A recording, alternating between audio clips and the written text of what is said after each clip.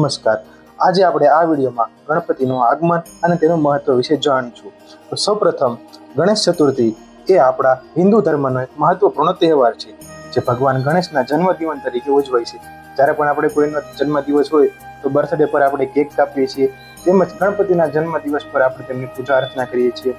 વિઘ્નહર્તા એવા ગણેશજીનું આગમન નવી શરૂઆત, બુદ્ધિ, સમૃદ્ધિ અને અવરોધોને દૂર કરવાનો પ્રતીક છે. તેની સાથે આ તહેવારમાં લોકોએ ઘરો અને પંડાલોમાં ગણપતિની પ્રતિમાઓ સ્થાપિત કરે છે, ભક્તિભાવથી પૂજા, આરતી અને પ્રસાદનું પણ વિતરણ કરે છે. તમે જુઓ તો શેરીએ શેરીએ ઘણી જગ્યાએ ગણપતિ બાપાનું આપણને મંડપમાં બિરાજમાન થયેલા જોવા મળે છે. ગણેશ ચતુર્થી 2024માં 5 સપ્ટેમ્બર ગુરુવારના રોજ ઉજવાશે. તારીખ નોંધી લેજો. આ દિવસથી ગણેશજીનું આગમન થશે અને 10 દિવસ સુધી ભક્તિ અને આનંદનો માહોલ રહેશે.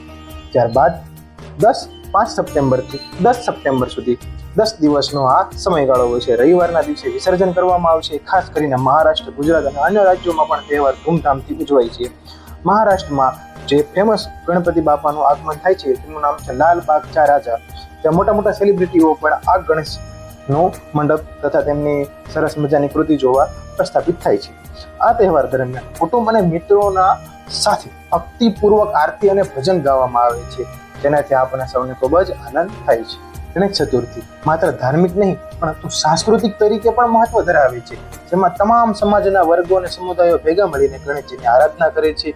ત્યારબાદ ગણપતિ બાપાનું વિસર્જન કરવામાં આવે છે 15 સપ્ટેમ્બરે.